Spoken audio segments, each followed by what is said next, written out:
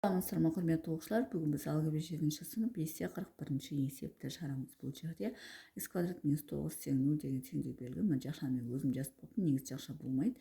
Енді осы теңдеуді шешу қажет. Бұл теңдеуді шешу үшін бізде мына формуланы білу қажет. Яғни а квадрат минус б квадрат ол бізде а плюс б а минус б екенін білу қажет.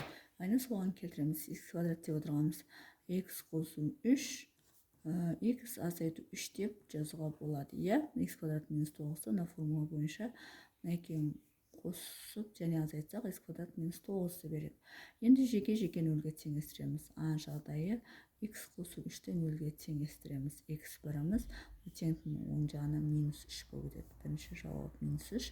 Ә жағдайы x минус 3-ті тағы да нөлге теңестіреміз. Сол кезде x екіміз бізде 3 болады.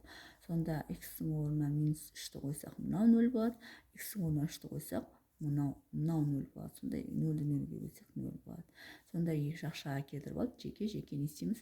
0-ге теңестіреді екенбіз. Сонда жауабы x біріміз минус 3-ке тең, x екіміз 3-ке тең болады. Екі жауап шығады. Енді көп оқушылар мына жерде тек қана 3 деп қателесіп қалуы мүмкін. Ол жерде плюс 3 те болады және минус 3 те болады. Өйткені теріс санның квадратта оң санды береді, оң санның квадратта оң санды береді. Демек бізде мынау кейде жазылмай қалады. Соны шатастырмау керек. Екінші бізде x квадрат минус 0,4 тең 0.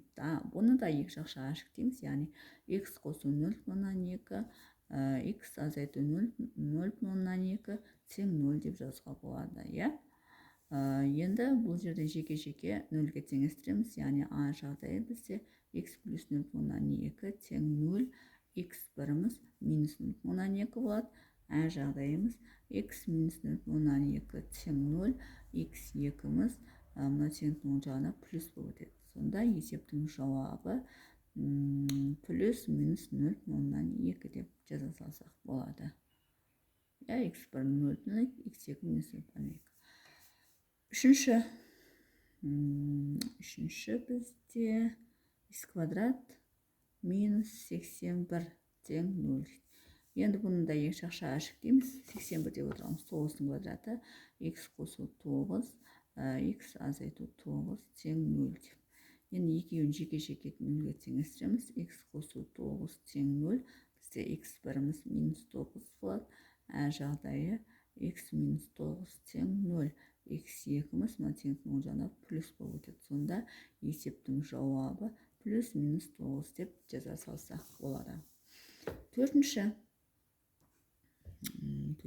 бізде y квадрат минус 1 бөлінген 9 тең 0 дейді. Енді бұл жерде бөлшек болып тұр. Бөлшек болса былай болады.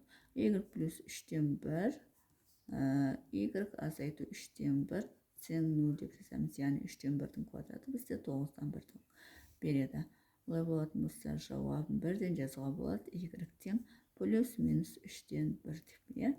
Өйткені мынаны жеке нөлге теңестіреміз, мынаны жеке нөлге теңестіреміз. Мынаны нөлге теңестірген минус 3-тен 1 болады, мынаны нөлге теңестіргенде 3-тен 1 болады. Осылай автоматты түрде жаза салсақ болады.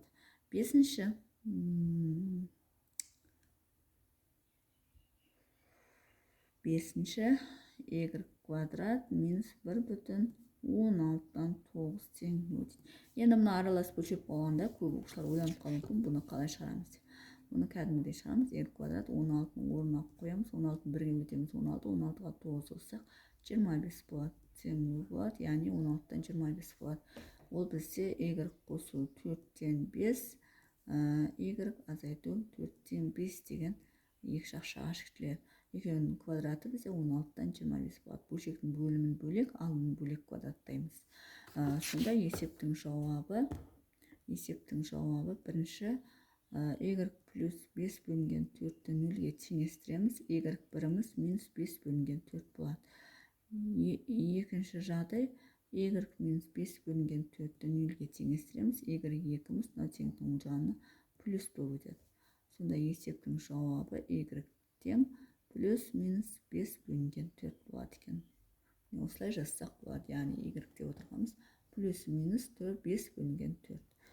Бесіншісі, енді алтыншысын шығарамыз. алтыншысы бізде не дейді? Y квадрат минус 2,4. Бұл да бізде аралас бөлшек екен. Бұны дұрыс бөлшекке айналдырамыз. Y квадрат минус 4 орында қалады. 4 2 өтсе 8, 8-ге 1 қоссақ 9 тең 0 болады. Ал ол бізде y плюс 2-ден 3 болады. Y азайту 2-ден 3 болады. Тең 0 болады. Яғни 2 өтсек 4, 3-3-ге өтсек 9. Бірінші А жағдай y плюс 3 бөлінген 2 0-ге теңестіреміз. Y біріміз теңдіктің оң жағына минус 3 бөлінген 2 болып өтеді. Ә жағдайы y минус 3 бөлінген 2 тең 0, y 2-міз теңдіктің оң жағына өтеді, 3 бөлінген 2 болып өтеді. Сонда есептің жауабы y-тен плюс минус 3 бөлінген 2 болады екен. Сонымен есептің шығар жолы осындай. Егер есептің шығар жолы түсінікті болса, лайк басып, комментарий жазып, каналыма тіркеліп кетсеңіздер болады.